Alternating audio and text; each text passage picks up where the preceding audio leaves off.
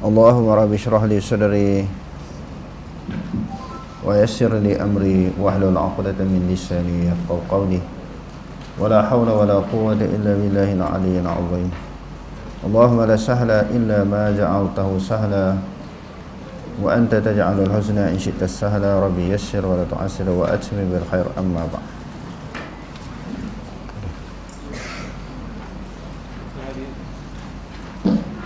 Kehadiran syaitan di saat orang hampir mati. Jadi syaitan ini seseorang yang hampir kepada kematian dia akan didatangi oleh syaitan. Syaitan ini sentiasa mencari peluang, mencari ruang bagaimana cara nak menyesatkan pada manusia ini pada jalan Allah Ta'ala. Sejak manusia tu lahir, sebab tu selepas seseorang bayi itu dilahirkan, kita disunatkan apa? Azan kan? Di antaranya nak halau, jaga daripada gangguan syaitan. Bila bayi itu dewasa meneruskan kehidupan sebagai manusia, khususnya manusia beriman, senantiasa dicari jalan sampai nak mati. Sebab kerja syaitan ini, dia nak merosakkan orang, dia nak menyesatkan orang. Jadi garisan penamat tu bila tu?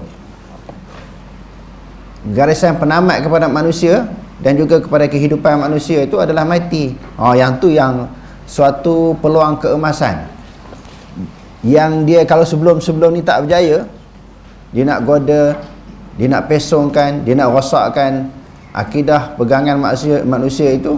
Dekat-dekat nak mati tu dia ambil peluang. Biasanya orang nak mati ni tubuh badan dia pun lemah, pemikiran dia pun lemah. Masa tu dia tidak ada kekuatan.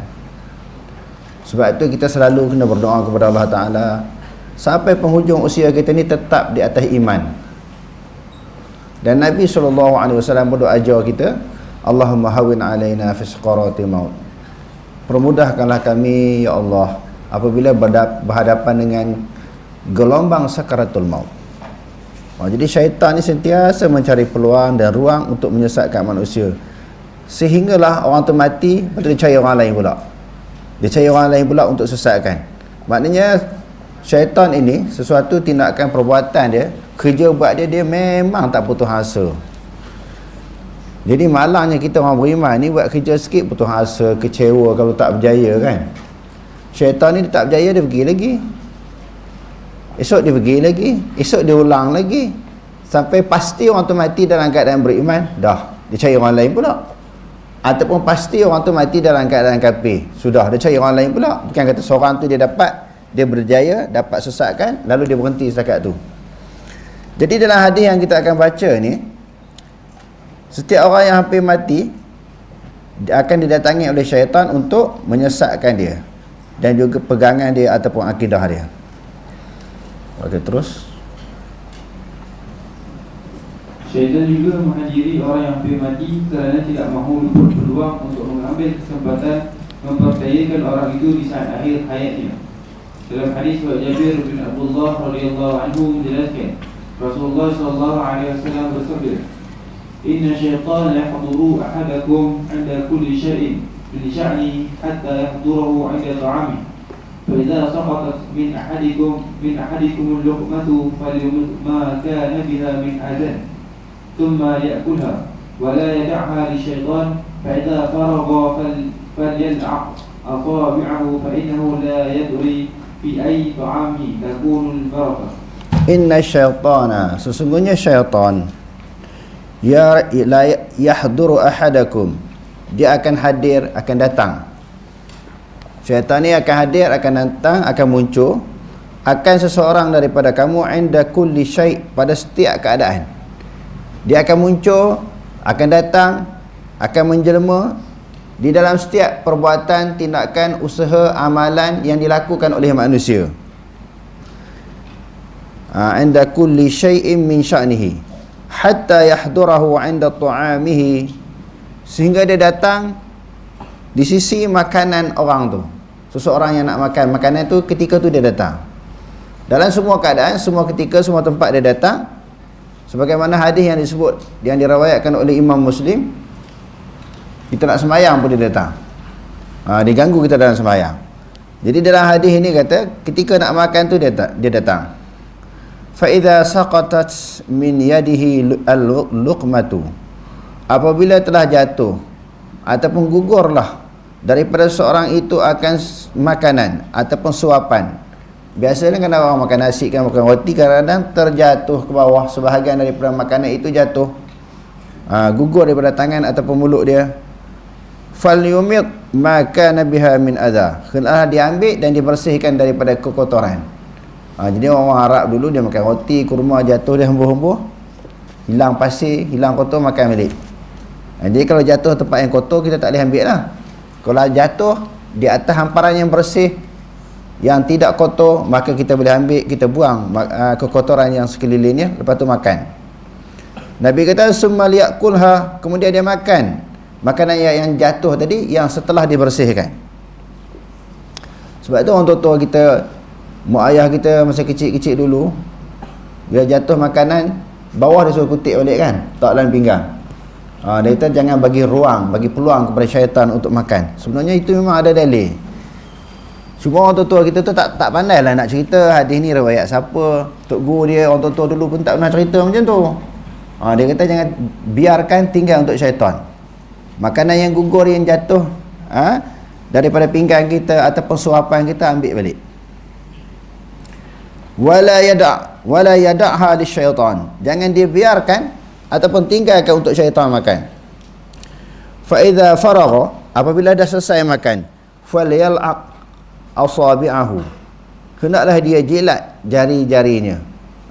Maknanya jari yang digunakan, berapa jari yang dia makan tu, maka dia jilat. Memang ada sunnah Nabi yang orang tabligh duk buat dulu kan, orang Arkam duk buat. Memang itu sunnah Nabi. Nabi kata hendaklah dia jilat jari-jarinya, kerana jari-jari itu ada sisa apa? Saki-baki, sisa makanan kan. Kerana Nabi SAW bersabda, fa innahu la yadri fi ayyi ta'amihi takunul barakah. Kerananya sesungguhnya ahadakum tu tadi, dia tak tahu, dia tak sedar daripada makanan yang banyak-banyak tu, makanan manakah yang yang memperolehi keberkatan. Makanan yang mana yang banyak-banyak yang dia suap tu dia tak tahu. Mungkin hak jatuh tu yang kita biarkan, yang tu berkat. Jadi berkat-berkat ni apa dia maksud? Sebahagian daripada berkat ni, kalau bentuk makanan dia makan sikit dia kenyang. Kadang-kadang makan 3-4 pinggan tak kenyang-kenyang, tak ada berkat. Lebih-lebih lagi kalau makan tak baca bismillah. Tak baca bismillah ni ditumpang oleh syaitan. Pertamanya berkat itu mengenyangkan. Yang keduanya bukan sahaja mengenyangkan, dia mendatangkan kekuatan kepada tubuh badan kita. Makan banyak pun badan jadi lemah, tak kuat, tak berkat. Yang ketiganya dengan maksud berkat di sini, hasil daripada makanan dan minuman memberi galakkan minat kita di dalam beribadah kepada Allah. Kesan daripada makanan yang berkat. Dia sembahyang rajin, ibadat rajin, baca Quran, zikir. Kalau perut lapar jadi malas nak buat ibadat. Jadi bila perut kenyang dalam keadaan berkat, dia jadi bersemangat, nasyat untuk melakukan sesuatu amal. Ini di antara maksud berkat. Jadi jangan dibiarkan keberkatan itu hilang begitu sahaja tanpa diambil balik makanan yang jatuh tadi. Okey, terus. Syaitan menemui orang yang hampir mati dalam rupa bapa, ibu atau lain-lain dalam tangan orang-orang yang sering menunjukkan belas kasihan dan memberikan nasihat kepadanya semasa hidup di dunia. Syaitan juga mengajar orang itu supaya mengikuti ajaran Yahudi, Kristian dan lain-lain yang bertentangan dengan ajaran Islam. Ketika itu terseliringlah orang yang ditentukan Allah Subhanahu Taala sebagai menyeluruh pada akhir hayatnya. Oleh kerana itu, orang Islam digesa memperbanyakkan doa berikut. Okey. Dia jatah menyerupa dalam berbagai-bagai bentuk lah. Ajak masuk Yahudi, Kristian, sesuatu pegangan ajaran yang bertentangan dengan akidah Islam. Jadi kita dianjurkan selalu membaca doa di bawah ini, iaitu Rabbana, wahai Tuhan kami, la tuzigh, jangan kamu pesongkan qulubana, hati-hati kami. Maknanya kita nak hati kita itu tetap sebagaimana hadis-hadis yang lepas yang kita telah baca, Bila datang sesuatu keraguan yang mewas-waskan hati kita, kita sebut apa? Amantu billah summastaqim. Aku beriman kepada Allah, kemudian tetap istiqamah di atas iman. Jadi setelah beriman, jangan goyang. La tuzigh qulubana. Jangan kamu pesongkan. Daripada beriman, daripada memperoleh hidayah tu bertukar jadi Yahudi, bertukar jadi kafir Nasrani. Masuk ajaran-ajaran sesat dekat nak mati tu. Oh, rupanya ajaran Islam yang aku pegang selama ni salah. Syaitan duk goda tu tadi. Yahudi Nasrani lah yang betul. Berat ringat macam tu. Sebab tadi kita sebut dalam keadaan tubuh badan kita lemah kan. Lemah ni dia akan ikut je. Dekat nak mati mana orang kuat. Sihat tak? Makin lama makin lemah. Lepas tu dia pun mati dijemput oleh Allah Ta'ala. Diperintahkan malaikat maut tarik nyawa dia dalam keadaan tubuh badan yang lemah. Masa tu peluang yang besar bagi syaitan. Dia nak mengajak, merayu, memujuk supaya seseorang yang beriman itu terpesong daripada imannya. Ba'da idh hadaitana, setelah engkau beri petunjuk atau hidayah kepada kami. Wahab lana, berilah ataupun kurniakanlah olehmu ya Allah, lana bagi kami, min ladunka, daripada sisi engkau rahmat. Kita nak rahmat, kasih sayang Allah Ta'ala dekat nak mati ni, supaya Allah Ta'ala tolong kita, bantu kita supaya istiqamah di atas iman. Sebab apa nak rahmat, kasih sayang Allah Ta'ala dalam semua keadaan, khususnya ketika nak mati. Masa tu kita dah lemah, sebagaimana yang disebut tadi, kita dah tak kuat, tubuh badan kita tak kuat, pemikiran kita pun tak kuat. Lebih-lebih lagi ketika itu kita nak rahmat, kasih sayang, pertolongan, bantuan daripada Allah supaya meneguhkan iman kita, sehinggalah kita menghembuskan nafas yang terakhir. Innaka antal wahhab, sesungguhnya engkau wahai Allah yang maha pemberi. Wahhab ini maknanya maha pemberi. Di antara apa yang Allah Ta'ala bagi, maknanya rahmat, kasih sayang kepada kita setelah dikurniakan hidayah. Okey, terus. Abdullah bin Imam Ahmad pernah menceritakan, aku pernah menghadiri saat kematian bapaku Ahmad. Aku membawa tirisan kain untuk mengikat dua rahangnya. Sebab apa nak kena ikat rahang? Biasanya orang mati terbuka dia punya mulut kan. Lalu diikat. Ketika itu beliau pengsan kemudian sedar. Macam Rasulullah juga, kat nak mati tu pengsan sedar sebab sakit kan. Kat nak mati tu memang didatangi dengan keadaan perasaan sakit. Okey, terus. Beliau mensyaratkan dengan tangannya, tidak. Beliau mengulanginya sebanyak beberapa kali. Ketika itu aku berkata, wahai ibu, apa yang berlaku kepada anda tadi? Beliau menjawab, syaitan datang berdiri dekat dengan kasutku dan menggigit jari-jarinya. Dia berkata, wahai Ahmad, ikutlah aku. Aku menjawab, tidak sehingga aku mati. Ini orang yang hebat ni, Imam Ahmad bin Hanbal, Imam Mujtahid, pengasas kepada mazhab Hambali. Dia pernah menjadi anak murid kepada Imam Syafi'i. Banyak lagi lah guru-guru dia. Salah seorangnya Imam Syafi'i, orang yang begitu hebat. Dipanggil, ada gelaran dia kepada Imam Ahmad ni. Apa dia? Imam Sunnah, maknanya imam bagi ahli sunnah wal jamaah. Sebab ada cerita panjang yang kita baca dalam sejarah tu kan. Bila dia duduk di dalam pemerintahan, sebuah pemerintahan yang beriktikad menganut fahaman apa dia? Fahaman Mu'tazilah, yang menganggap apa? Quran itu adalah baharu. Semua ulama-ulama yang faham tentang Quran itu adalah merupakan qadim kalamullah, bukan baharu, dia faham, yakin, tetapi terpaksa akur juga dengan tekanan daripada pihak pemerintah. Akhirnya semua mengaku ikut cara pemerintah, Quran itu adalah baharu, bukan qadim, bukan merupakan kalamullah. Tinggal seorang dalam sebuah negara tu, Imam Ahmad seorang je berpegang teguh, berpendirian, kata Quran itu adalah merupakan kalamullah. Lalu dia ditangkap kan. Sebagaimana masyhur cerita dia dipenjara kan, diugut. Kalau tak tarik balik, tak ikut pandangan pemerintah, dia tak ubah dia punya fatwa dan pandangan dia akan disebat. Lalu saya baca yang ceritanya, ulama-ulama pada masa tu pujuk dia kata tak salah, mengaku ikutlah, besok kamu kena sebat madu depan orang ramai. Bukan yang pujuk orang biasa, bukan saja pemerintah, ulama-ulama ni pun turut serta. Maknanya subhat dengan pemerintah ni, pujuk dia supaya jangan pegang dengan pendirian dia tu. Nanti malu kena sebat di penjara, semua orang tengok. Lalu dia disebatlah beberapa kali sehingga tali yang mengikat seluar dia tu putih. Sampai macam tu punya dahsyat Imam Ahmad ni. Jadi bila dia kena belasah tu, dia pun sebutlah, idza sakatal alimu taqiyatan fal jahilu yajhal famatta yatabayyanul haq. Bila orang alim itu berdiam diri, idza sakatal alimu taqiyatan, apabila orang alim berdiam diri kerana taqiyah. Apa makna taqiyah yang Syiah selalu guna tu? Kita selalu dengar perkataan taqiyah. Apa makna taqiyah? Berpura-pura kan? Berlakon lah, kita kata berlakon. Bertaqiyah lah. Bertaqiyah ni hati lain, mulut lain.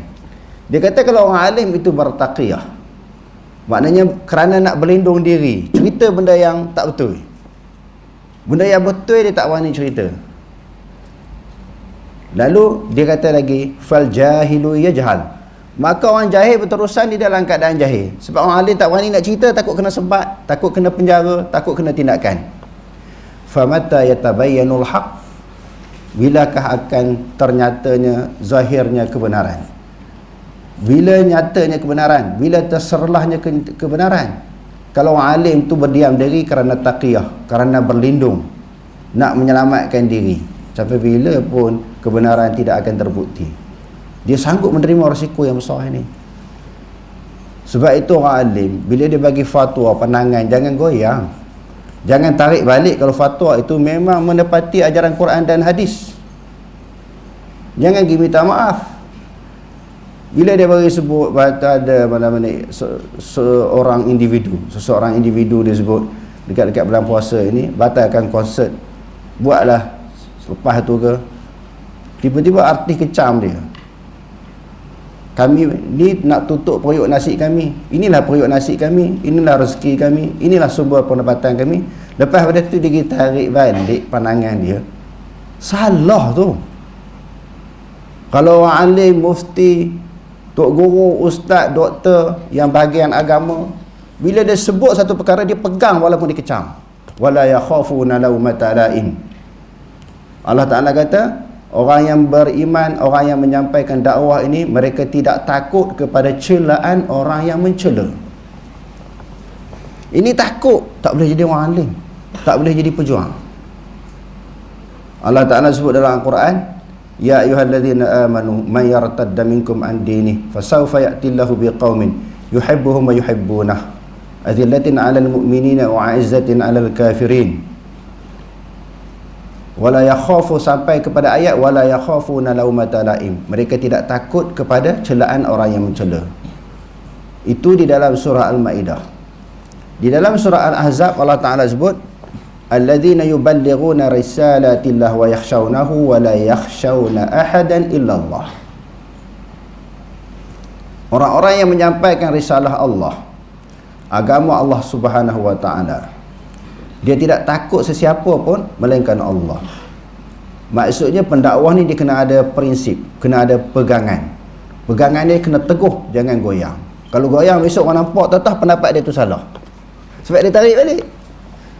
Kita jangan tarik balik. Nak kena apa kena.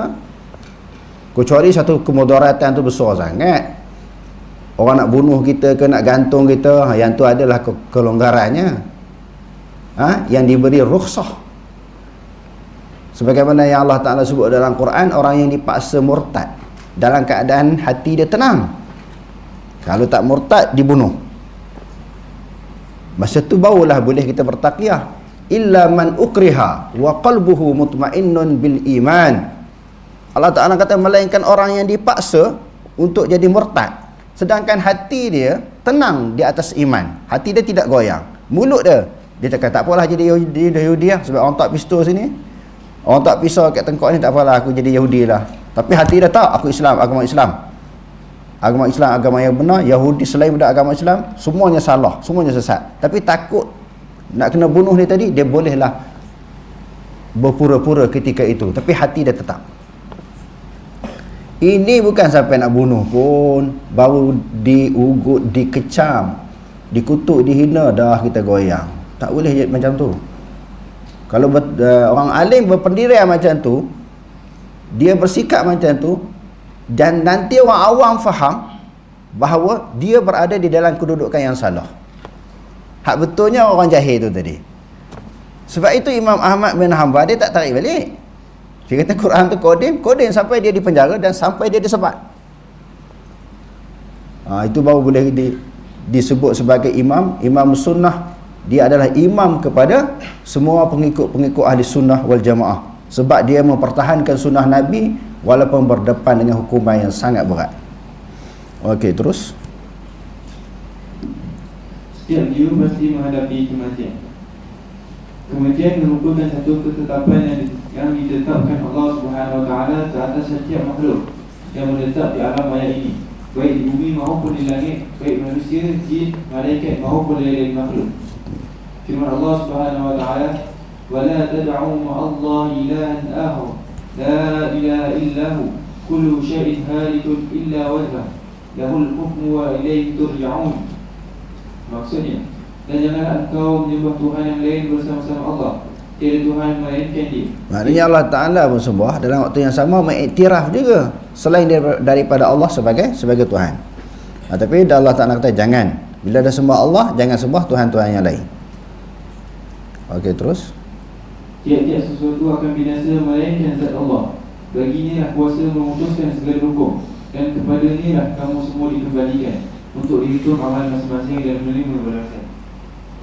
Firman Allah Subhanahu Wa Taala, "Kullu nafsin dha'iqatul maut, wa innama tuwaffawna ujurakum yawmal qiyamah, faman zuhziha 'anil nari wa udkhila al-jannah faqad faz, wa mal hayatud dunya illa mata'ul ghurur." Kullu nafsin dha'iqatul maut. Setiap yang bernyawa. Bila setiap yang bernyawa ni, adakah manusia sahaja bernyawa? Tak kan? Selain daripada manusia, haiwan, serangga semua bernyawa. Jadi Allah Ta'ala kata za'iqatul maut, dia akan merasai kematian. Zaqa yazuqu ni maknanya rasa. Rupa-rupanya mati ni dia ada rasa. Rasa apa? Rasa sakit. Sebagaimana yang disebut oleh Aisyah radhiyallahu anha. Kalau orang nak cerita, orang tu si fulan bin fulan mati macam ni, mati macam ni, dia punya keadaan, aku tak heran. Sebab aku tengok sebenarnya Rasulullah mati dalam keadaan sakit. Tengok muka dia pucat, dia pengsan beberapa kali. Dalam hadis yang diriwayatkan oleh Imam Bukhari kan, ada air, disediakan satu mangkuk air kepada Rasulullah. Bila dia rasa lemah, dia pitam. Aisyah jelur muka dia, sedar balik. Tak apa lama pitam balik. Sehinggalah dia meninggal dunia. Jadi maknanya itu dekat-dekat nak mati tu. Bila ditarik nyawa oleh malaikat maut kepada seseorang, za'iqatul maut, dia akan rasa. Memang rasa. Sebab nak pisahkan nyawa daripada jasad dia tadi. Ambil daripada kaki tu, tarik sampai naik ke atas. Oi, nyawa, roh yang duduk di dalam badan seseorang manusia tu dah jadi sebati. Tiba-tiba dekat nak mati, ditarik, dipisahkan, memang akan terasa sakit. Sebab itu doa yang diajar yang kita sebutkan tadi, Allahumma hawin alaina fi sakarati maut wan najata minan nari wa afwa 'indal hisab. Ya Allah, pemudahkanlah bila berhadapan dengan gelombang. Dia macam gelombang. Gelombang tu dia kan, kalau orang pergi ke laut kan, suasana yang menakutkan, menyebabkan sampan kapal boleh tenggelam kan, boleh karam dengan sebab gelombang. Ini gelombang kematian, sangat dahsyat. Jadi doa yang diajar tadi supaya kita, Allah Ta'ala hawin alaina, permudahkan bila kita berhadapan dengan gelombang sakaratul maut, dan melepaskan kita daripada azab neraka, wan najatan minan nar wal afwa 'indal hisab, dan Allah Ta'ala beri kemaafan bila dihisab amalan kita. Kalau Allah Ta'ala tak maaf ni, banyak dosa kita, salah kita, silap kita atas dunia, minta Allah Ta'ala maaf semua. Jadi selalulah berdoa, lazimlah doa dengan doa yang kita sebutkan tadi sampailah kita meninggal dunia. Okey, terus wa inna ma tuwaffana ujurakum. Sesungguhnya kamu akan disempurnakan ganjaran-ganjaran kamu. Ajrun, ajrani, ujur. Ganjaran di sini maknanya pahala. Pahala Allah Ta'ala tak kurang sikit pun. Sesuatu kebaikan yang dilakukan oleh seseorang hamba, Allah Ta'ala tak akan kurang sedikit pun. Semua disempurnakan. Yaumal qiyamati, pada hari kiamat. Faman zuhziha 'anil nar, barang siapa yang dijauhkan daripada api neraka.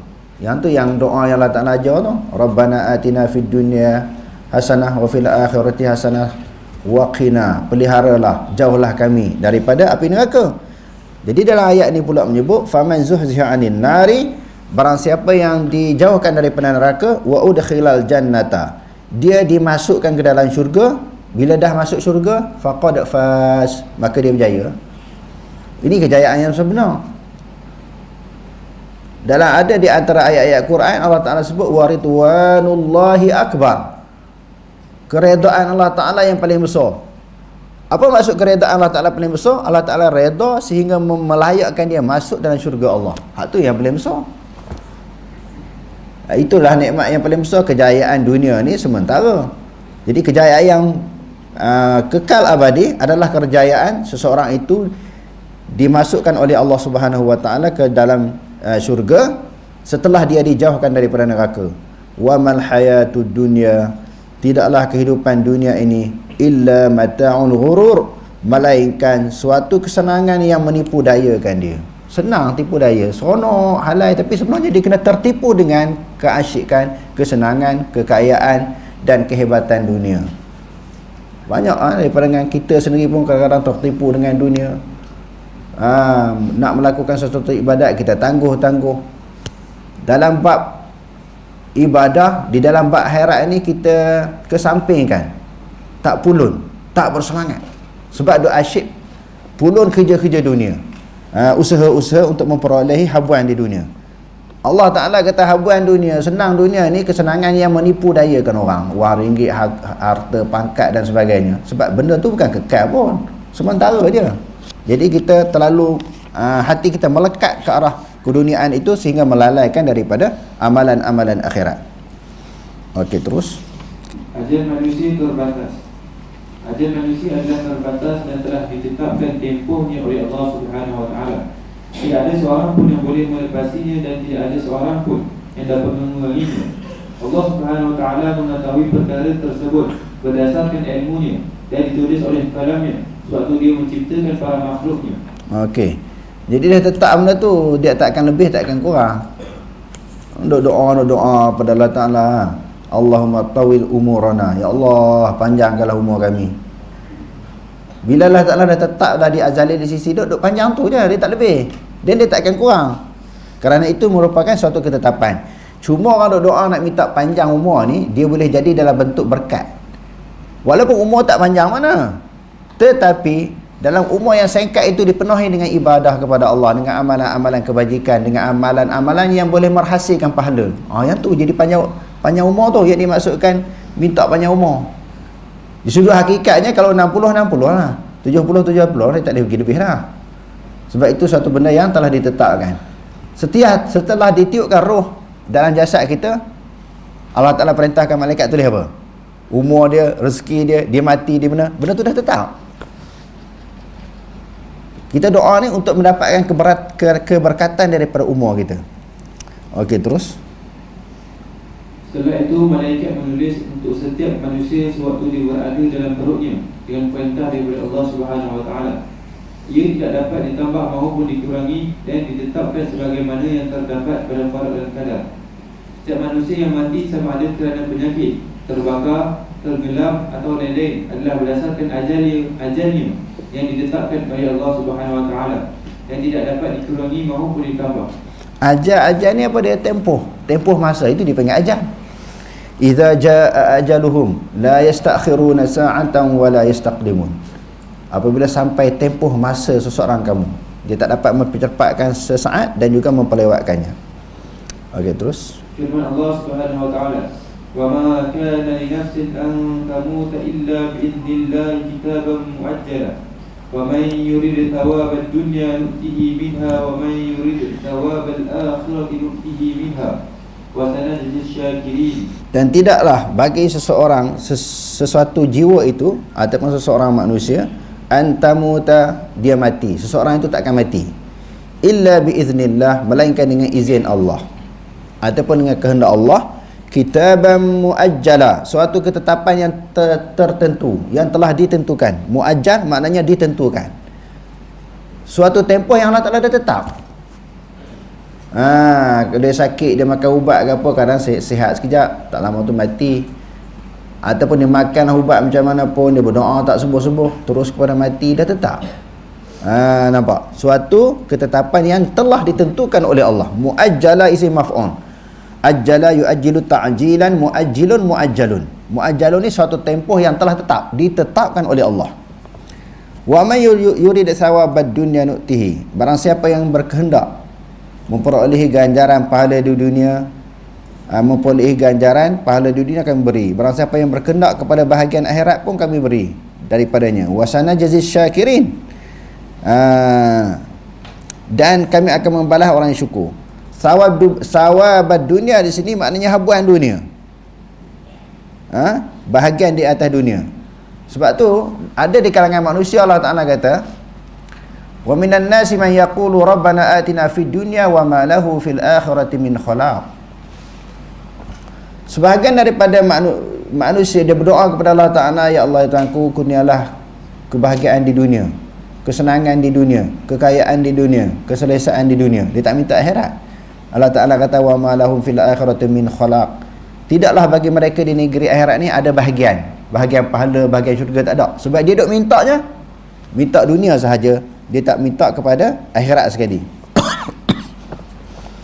Okey, terus Firman Allah Subhanahu wa taala, "Qul law kuntum fi buyutikum labaradha alladhina kutiba 'alaihimul qatlu ila madaji'ihim wa liyabtaliyallahu ma fi sudurikum wa liyumahhiqa ma fi qulubikum wallahu 'alimun bidhatis sudur."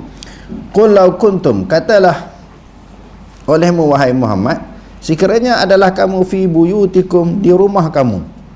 Sebab orang munafik ni, cerita orang munafik tak nak pergi berperang. Dia kata duduk di rumah lebih selamat. Kalau pergi perang, terdedah dengan cedera parah, kematian, kehilangan nyawa, harta benda, tak nak pergi perang. Jadi ayat ini nak menceritakan mati tu kalau dah ditetap, Allah Ta'ala akan panggil kamu. Dia akan menggerakkan hati kamu untuk keluar. La barazal ladzina kutiba alaihimul qatlu. Keluarlah oleh orang-orang yang ditetapkan atasnya peperangan, yakni kematian, ila madaji'ihim, dia akan pergi kepada madaji', asalnya tempat tidur kan. Maknanya tempat mati. Kita duduk di rumah tadi, Allah Ta'ala takdir tempat mati kita di mana? Di medan perang, kita akan keluar juga. Hati tu akan rasa nak keluar. Hati kita mendesak kita, memujuk, merayu kita untuk keluar, pergi keluar. Kalau seseorang itu dia mati dalam keadaan aksiden, hati dia digerak oleh Allah akan keluar, pergi satu tempat yang ada kenderaan, dia akan dilanggar oleh kenderaan-kenderaan lain menyebabkan dia mati. Ataupun dia ditakdirkan mati jatuh daripada pokok, Allah Ta'ala akan gerak hati dia naik atas pokok. Dia tenggelam di dalam laut, itu maknanya ketetapan kepada kematian dia. Dia akan pergi ke laut, kena makan yang ikan jos ke, terjatuh dalam laut ke. Berbagai-bagai cara kematian seseorang manusia berdasarkan apa yang telah ditetapkan oleh Allah. Kerana orang munafik zaman dulu, dia bagi alasan kalau duduk di rumah tak mati, sebab tu kami tak nak pergi perang. Duduk di rumah pula, kalau Allah Ta'ala takdir dia mati di rumah, jatuh sesuatu benda yang berat dalam rumah dia berlaku kebakaran ke, dia mati juga. Kerana benda tu kitaban muajjala, suatu ketetapan yang telah ditetapkan. Di mana tempat kematian seseorang, ke situlah dia akan pergi. Dia lahir di suatu negeri, tapi Allah Ta'ala tetap kematiannya di negeri lain, dia akan mati di negeri lain. Yang Allah Ta'ala kata bi ayyi ardin tamut, di antara perkara yang manusia tak tahu, di negeri mana, bila dia akan mati. Liyabtaliyallahu ma fi sudurikum, untuk Allah Ta'ala menguji sesuatu yang ada dalam hati. Dalam hati kita kalau tak keluar tak mati kan. Allah Ta'ala nak test tengok. Waliyumahhisa ma fi qulubikum, dan membersihkan apa yang ada dalam hati-hati kamu. nak bersihkan bahawa jangan percaya kalau duduk di rumah mesti tak mati. Tak. Kalau Allah Ta'ala takdir mati, duduk di rumah pun mati juga. Kalau Allah Ta'ala tak takdirkan di dalam peperangan mati, berapa ramai orang pergi berperang tak mati-mati. Salah satu bukti dan contohnya Khalid Al-Walid berapa puluh kali ataupun berpuluh-puluh kali dia berperang. Di zaman Rasulullah ni tak mati-mati dalam peperangan. Akhirnya dia mati duduk atas katil. Dia kata hinanya mati aku ni. Mati sebagaimana matinya Kaldai. Dia duduk berangan cita-cita nak mati syahid. Peperangan ini kadang-kadang dia biasanya jadi ketua peperangan, kadang-kadang dia jadi tentera biasa. Berperang ni, badan dia penuh dengan luka, parut-parut luka dalam peperangan. Tak mati-mati, sepatutnya dia dulu mati. Sebab apa? Takdir. Saya teringat ada seorang sahabat, dia bawa kereta daripada Kelantan ke sini, laju. Dia bawa laju. Kawan sebelah dia kata, entah ni nak bunuh orang, kata. Kawan saya kata, kalau nak bunuh, bawa kereta mati, anak ni mati lama dah di Afghanistan ni. Dia duduk perang Afghanistan ni lama. Bom jatuh di depan, tak meletup. Kadang-kadang jatuh sebelah tepi, tak meletup. Dia kata, kalau nak mati ni, anak mati lama dah, dia kata. Kalau Allah Ta'ala takdir mati. Dia bawa kereta cukup laju. Bukan kerana bawa laju ni mesti mati. Jadi menunjukkan apa? Orang berperang pun tak mati kalau Allah Ta'ala takdir tak mati. Ada satu isu masa di Afghanistan dulu, orang duk pergi perang tak mati-mati, tiba-tiba tukang masak ni Bawarchi, hak duk masak roti tu, bom jatuh dekat dia, peluru jatuh dekat dia, mati. Orang pakat beria-ria pula berebut nak jadi tukang masak. Sebab apa? Nak mati syahid. Kan dalam Quran sebut beberapa tempat kelebihan mati syahid kan, berebut nak jadi tukang masak, tidak berebut nak pergi berperang sebab nak ada mati syahid. Tiba-tiba Allah takdir kan, ada seorang sahabat tu mati ketika dia sedang memasak. Nak cerita apa dia? Takdir Allah Ta'ala ni, dia tetap mati tu telah, suasana, keadaan dan tempat kematian itu telah ditetapkan oleh Allah Ta'ala. Jadi Allah Ta'ala kata dalam ayat ni, Allah Ta'ala takdir seorang tu mati di mana, dia akan pergi situ. Mati atas pokok ke, dalam sungai ke, di rumah ke, itu tempat kematian ni, dia akan pergi situ. Dan nak membersihkan hati manusia ni, jangan ada kepercayaan kalau tak keluar rumah tak mati, keluar rumah mesti mati, terdedah dengan musibah, malapetaka dan kematian. Wallahu alimun bizatus sudur, dan Allah Subhanahu wa taala Maha mengetahui sesuatu yang ada di dalam hati manusia. Apa yang tersimpan, yang terlintas di dalam hati manusia, semuanya diketahui oleh Allah. Ya, terus firman Allah Subhanahu wa taala, "Aynama takunu yudrikkumul maut walau kuntum fi burujin musyayyadah." Di mana sahaja kamu berada, nescaya mendapati akan kamu oleh mati. Duduklah di manapun, pergilah ke manapun, kematian akan mengikuri kamu. Walau kuntum fi burujin musyayyadah, walaupun kamu berada di dalam satu bangunan, satu lubang yang kukuh lagi tinggi. Oh, nak selamat buat bangunan, nak selamat ni gali lubang tinggi dalam tu supaya selamat daripada musibah, bencana, serangan orang, ancaman orang. Mati juga sebab Allah Ta'ala takdirkan duduk dalam bangunan yang kukuh tinggi pun, bila sampai masa ni dia akan mati juga. Wa in tusibuhum hasanatun, apabila menimpa akan mereka oleh kebaikan, yaqulu hadhihi min indillah, ini semua daripada Allah. Wa in tusibuhum sayyi'atun, bila mereka diterima sesuatu musibah, yaqulu, mereka akan berkata hadhihi min indik, ini daripada Muhammad lah punya pasal ni. Kami ni mati dalam peperangan, Muhammad punya pasal. Kami kena bencana, malapetaka, Muhammad yang punya pasal. Kalau baik mereka nisbahkan kepada Allah, kalau buruk mereka nisbahkan kepada Nabi Muhammad. Qul kullun min indillah, wahai Muhammad beritahu semuanya daripada Allah, bukan daripada manusia. Fama lihaula'il qaumi la yakaduna yafqahuna haditha, hampir-hampirlah mereka itu hampir-hampir tak faham apa yang disampaikan. Tak faham lah. Jadi kau ingat, kalau keburukan datang daripada manusia, kebaikan daripada Allah, sedangkan semuanya datang daripada Allah. Wallahu alam. Aqulu qawli hadza wastaghfirullah al-azim li wa lakum. Wassalamu alaikum warahmatullahi taala wabarakatuh.